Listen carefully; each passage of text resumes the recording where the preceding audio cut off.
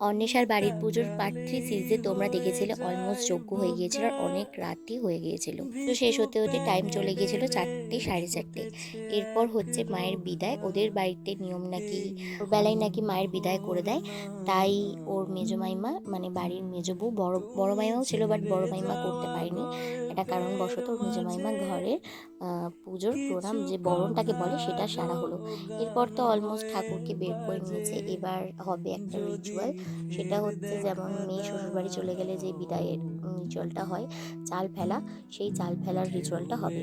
তারপর আমরা সবাই মিলে ঠাকুরকে অলমোস্ট নিয়ে চলে যাচ্ছি। আর এবারে কিন্তু আমরা টোটো করে যাইনি, বাইকে করে গিয়েছিলাম। আমি গিয়েছিলাম, অন্বেষার এক মামা আরও সব ওদের বাড়ির লোকেরা গিয়েছিল। আমাকে নাও আগুনে নাও ফাগুনে নাও। আর আমি না সত্যি প্রথমবার ভোর হওয়া দেখলাম। আর আমাদের এদিকে যে যাওয়াটা মানে যেখানে আমরা ঠাকুর বিসর্জন করতে যাবো সেটা হচ্ছে আমাদের মায়ের গঙ্গা মায়ের যে গঙ্গা নদীর ধার, রূপনারায়ণ নদী, ওদিকেই যাচ্ছি। আর বাইকের স্পিডটা একটু স্লো মুভ করা হয়েছিল, কারণ আমার বাইকে উঠলে খুবই ভয় লাগে, এই বোধহয় অ্যাক্সিডেন্ট হয়ে যাবে। তো সেই জন্য আমি আর কোনো রকম বলিনি যে একটু জোরে চালাও, একটু আস্তে আস্তেই যাওয়া হচ্ছিলো। আর তার সাথেও ঠাকুরের সাথে সাথে যেহেতু যেতে হচ্ছিলো, বাইকের স্পিডটা অলমোস্ট স্লোই রাখতে হবে। তোমাদেরকে একটা কথা বলা হয়নি, ঘট কিন্তু আগেই ডোবানো হয়ে গিয়েছিলো। ওদের বাড়ির সামনে একটা পুকুর ছিল, সেই পুকুরে কিন্তু ঘরটা ডোবানো হয়ে গিয়েছিল। যেহেতু ভোর হয়ে গিয়েছিল, ভোরের মধ্যে হচ্ছে যে ঘরটা ডোবানোর কথা ছিল, সেই জন্য ঘরটা আর নদীতে ডোবানো হয়নি। এই তো আমরা চলেও এসেছি নদীর ধারে। সবার আসতে মিনিমাম লেগেছিল 15 থেকে 20 মিনিট মতন, কারণ ঠাকুরের গাড়িটা আস্তে আস্তে নিয়ে যাওয়া হচ্ছিল, যেহেতু ঠাকুর ভেঙে যাওয়ার একটা আশঙ্কা ছিল।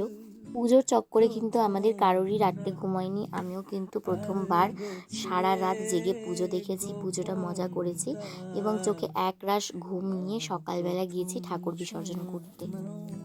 আমি শুধুই না, আমার সাথে অন্বেষা, অনন্যা এবং ওদের বাড়ির সবাই জেগেছিল।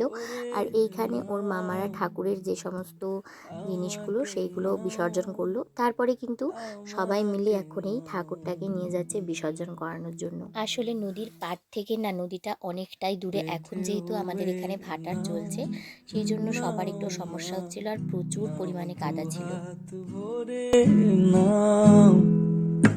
প্রথম ভুল প্রথম রাগ আলগোছে। এই তো এখন ঠাকুরকে ঘোরানো হচ্ছে, মানে ঠাকুর বিসর্জন করার আগের মুহূর্ত।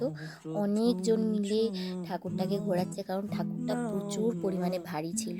ওই তো ঠাকুরকে জলেও ফেলে দিল, আর আমাদেরও কিন্তু একটু মন খারাপ হতে শুরু করলো। কালকেই পুজো ছিল এবং আজকে সকালের মধ্যেই ঠাকুরটাকে বিসর্জন করা হয়ে গেল। নেশার বাড়ি পুজো এই বছরের মতো শেষ হয়ে গেল, আবার পরের বছর হবে। তো দেখা হবে অন্য কোনো একটা মিনি ব্লগে, ততক্ষণে টাটা বাই।